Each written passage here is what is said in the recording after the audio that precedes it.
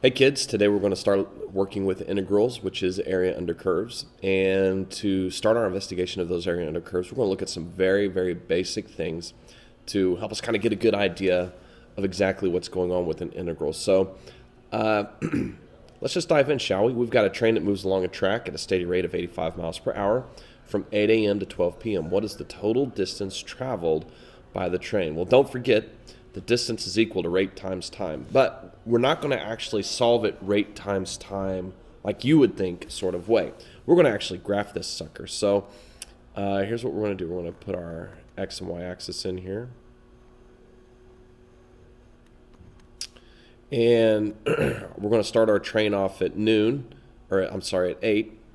And we're going to travel until noon. So here's my 8 and noon. And I know my units down here aren't 100% equal, but that's okay. And we're going to be cruising along at 85 miles per hour. So that would be my 85 up here.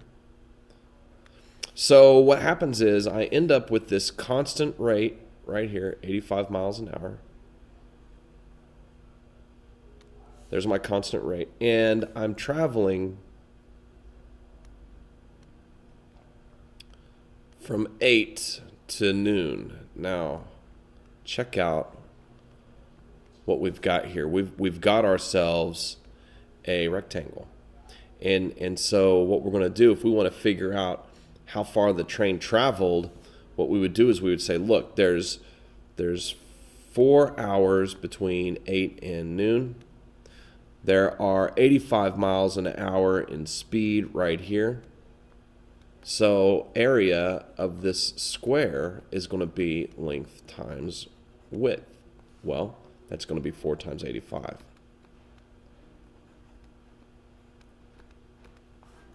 And when you do 4 times 85, what is that? You're going to get 20, carry 2, 340 miles.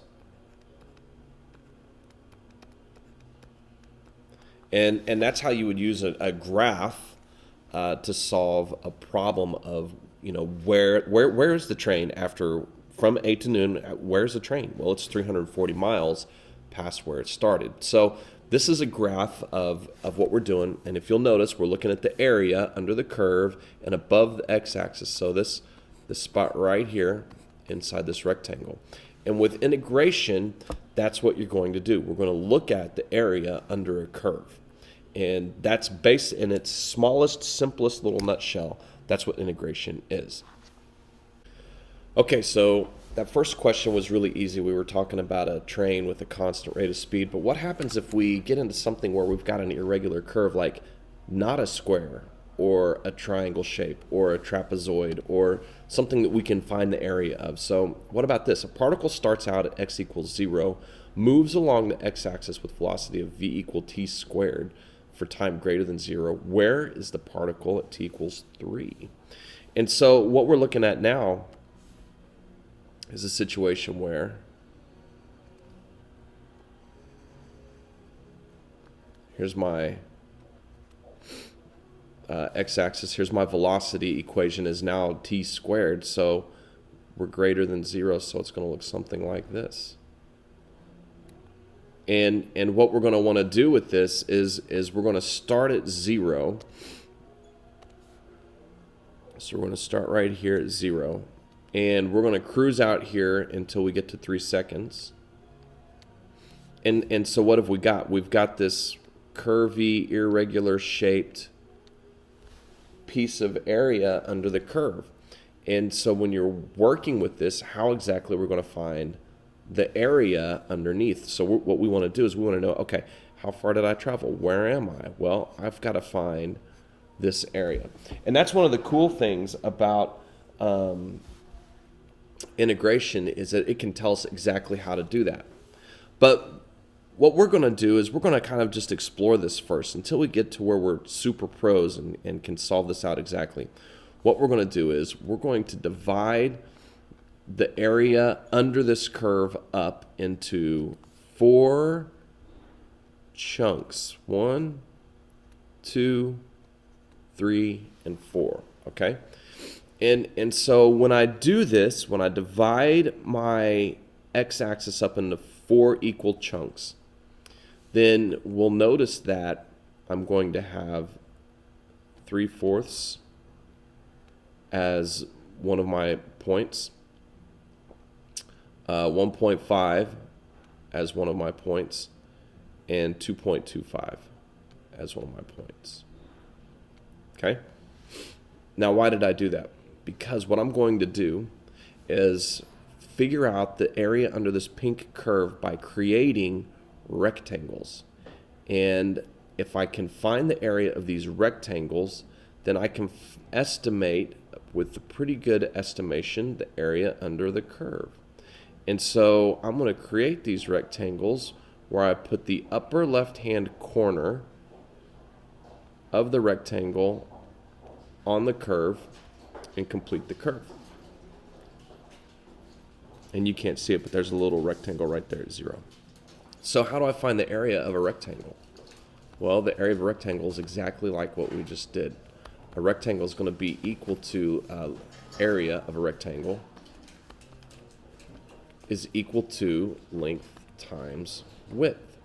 Well, I've got a length. All these lengths are going to be 3/4. All of the lengths are 3/4.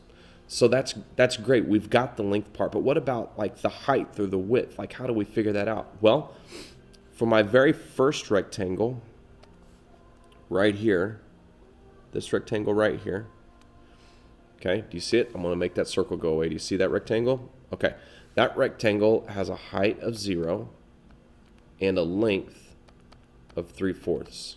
So when I multiply those together, I get 0 for my very first rectangle. My next rectangle right here, see that rectangle right there? You see it? Watch this.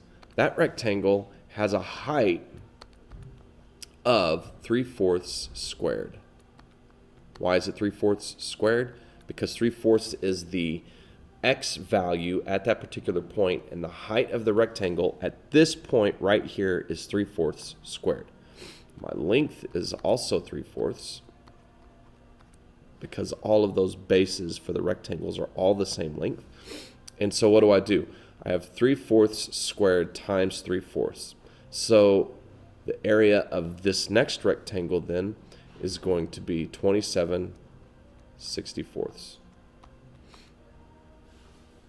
All right, let's look at the next guy. So the next rectangle right here. See this rectangle right here? See that guy?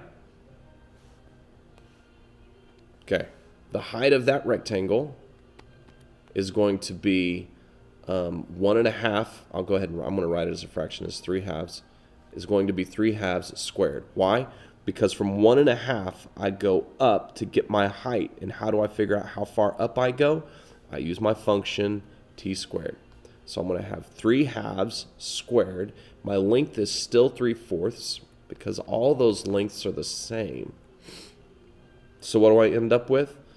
I end up with 9 times 3, which is 27, over 4 times 4, which is 16. So the area of this rectangle right here is 16.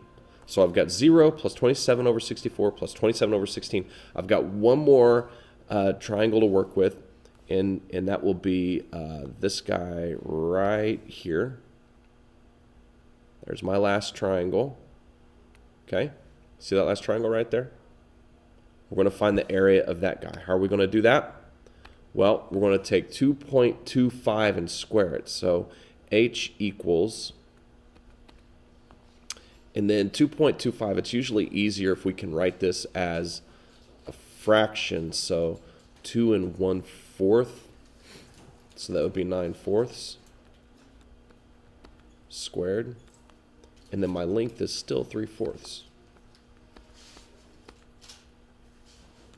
So what do I end up with? I end up with 247 over 64. Now to get an area under the curve, I add these three fractions together. So 0 plus 27 over 64 plus 27 over 16 plus 247 over 64. And you might want a calculator to do all of that. And once whatever you get right here, that's going to be your area. So I'm going to pause you. I'm going to give you a chance to solve this out and get my calculator. All right, so for the final answer here, I got 191 over 32. But when you're talking about area, 191 over 32 doesn't mean much. So that would actually turn out to be 5.969 units squared. Ooh, get that off. There we go. So there you go. Area under the curve. All right, here's what we're going to do with this problem. We're going to find the area under this curve of x squared sine x. We're going to use 5 rectangles, and we're going to use 2 of the different rectangular area approximation methods to do so. And they're going to be a little bit different. And as you saw on the previous slide, when you use rectangles, it gives you a good estimate of what's under the area, what area is under a curve. However, as you will remember, there was some space that didn't get used. So there's different ways to find these out. And midpoint rectangular approximation method, like if I do a midpoint, and let's say I want 1 here to be my midpoint, then what I do is I would create a rectangle that goes up to that guy and has the same distance on both sides. Okay, that's a midpoint rectangular area approximation. So all of my rectangles, the midpoint of each rectangle would go up to the curve, and then it would be this shape.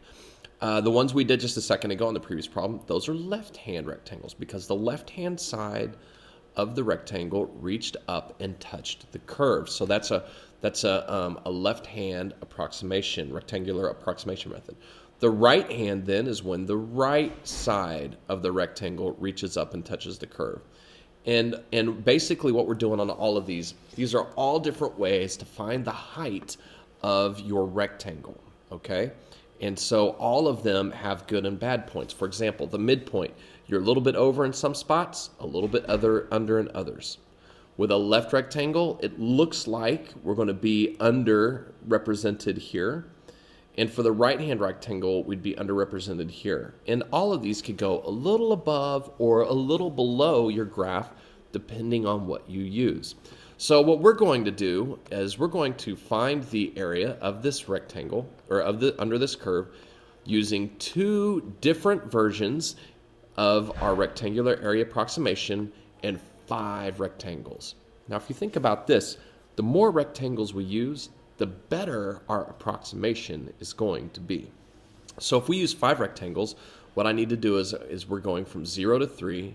So I stop at 3, I start at 0, I divide that by the total number of rectangles I'm going to use, and this tells me 3/5 tells me how wide my base is, okay? So 3/5 is the base for each rectangle that I'm going to use. What does that mean? That means that when I try to find the area of my rectangle, area is length times width. Well, I have a width now. I have a width of 3/5. So all I've got to do is find some lengths. Well, how do I do that? I take my 3/5 and I look at all those different places that 3/5 occurs. So I have 3/5, I have 6/5, I'm going to have 9/5, going to have 12/5, and I'm going to have 15/5. Those are the different areas where I'm going to be really interested in what's going on. So these are all the different heights that I'm going to need, and I can plug in these heights at 3/5. I can plug in at 6/5, at 9/5, and get all these rectangles. So if I do left-hand rectangular endpoints, I'm going to have one part here, and I'm going to go out to 3/5, which is just a little bit over half. And here's my first rectangle. And again, this is all with left hand. So there's nothing there. Okay, this is at 3/5. I have 0 space there. Then my next rectangle goes up to the curve and out 3/5, which is just a little bit past 1 to 6/5. And then I'm going to go up to the curve and I'm going to go to 9/5, which is almost 2. And that's 9/5. And then I'm going to go to up to the curve. And then I'm going to go over here to 12/5, which is, almost 2.5, but not quite.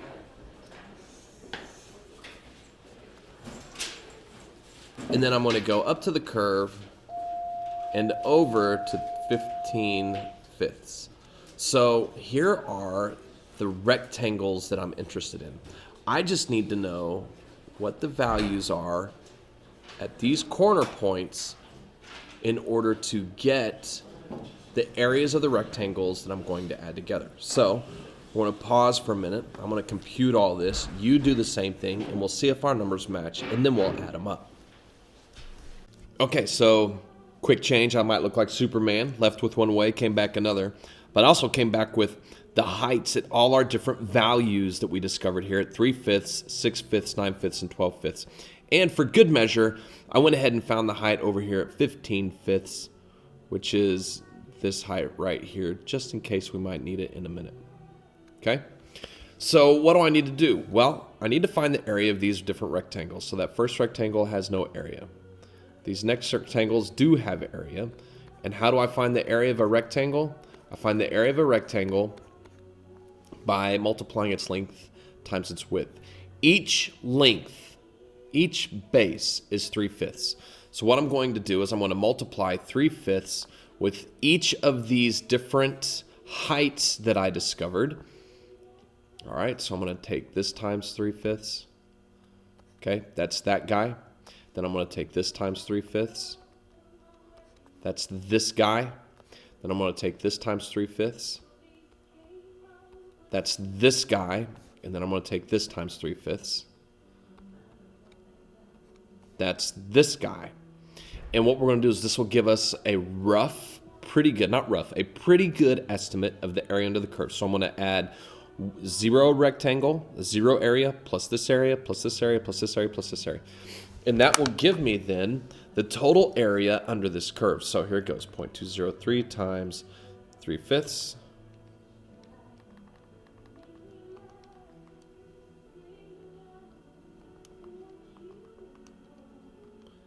And 3.15 and 3.891 and 1.342. So I'm going to add the area of these rectangles together, multiplying each rectangle with its length times its height. And when I do that and add up all these 4 areas plus my 0 area rectangle, what I get for the area under this curve, and we would represent that by the integral, which you haven't seen this yet, but it's going to look like this, the integral from 0 to 3 of x squared sine x dx is roughly equal to 5.1516. 115. See if I could do this right here. 1516 units squared. Okay? And this is using what's called LRAM, left rectangular area approximation method. Okay? Now, what we're going to do is I'm going to clean this slide off. I'm going to create some new space here, and then we're going to redo this guy. But we're going to do it this time with either a right-hand endpoint or a middle endpoint, okay? Because, the directions say to use 2 of the 3 rectangular area methods to find this guy out. So there's our first guy right there. And I'm going to pause this. I'm going to clean the slide up. We're going to do it again. And when we come back, we'll try one of the other ones. Okay, so what we're going to do now is we just use left rectangular area. And what I'm going to do now is use a right rectangular area. It's a little bit easier to use than midpoint for this particular problem because our midpoint would give us some really wacky values. So we're going to use right rectangular area. What does that mean? That means we're going to start on the right-hand side of our graph. We're going to start at the end of our graph, which in this case is 3. And we're going to draw a rectangle up to the graph where the right-hand side touches. And we're just going to connect that guy. and we're going to draw him back to one of our previous spots, which is 12/5. And then at 12/5, we're going to go up. We're going to touch our graph.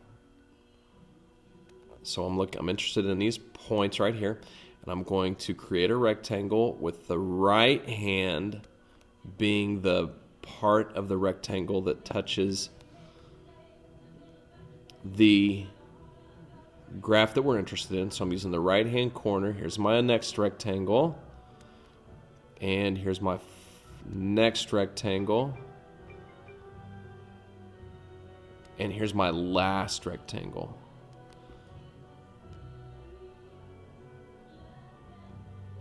Okay, so now I've got all these rectangles now, and what I'm going to do with all these rectangles is find the area of those guys. So how do you do that? Well, we know the height of all of these. We've got all the heights. Like at 3/5, I'm at 0.203. At 6/5, I'm at 1.342. At 9/5, I'm up here at 3.155. At 12/5, I'm up here at 3.819.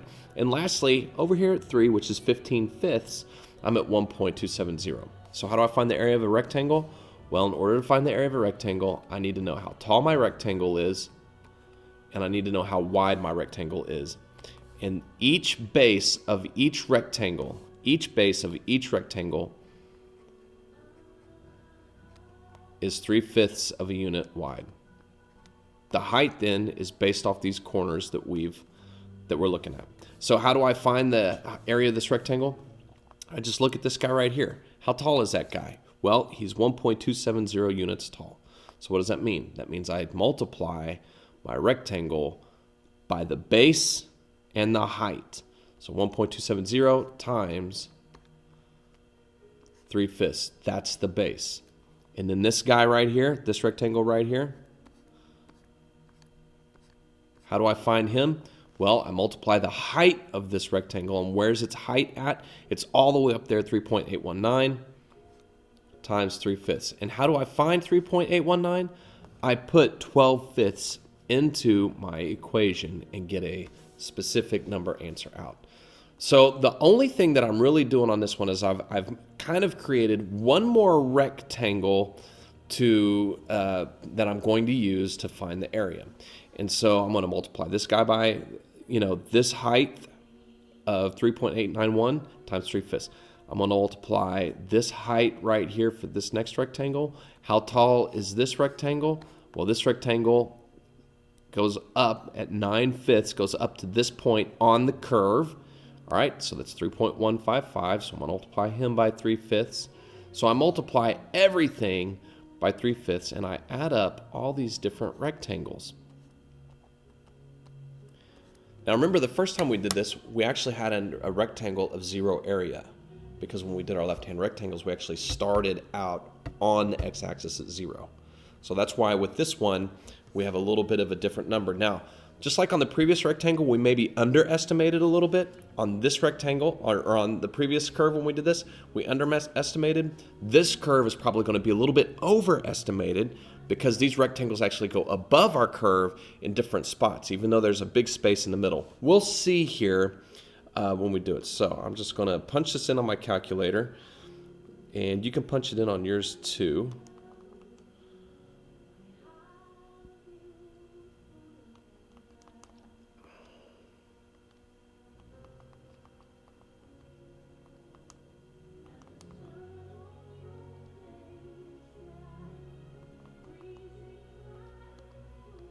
And I get 5.9136. So when I add all of these guys up, I get the area under this curve to be 5.9136 units squared.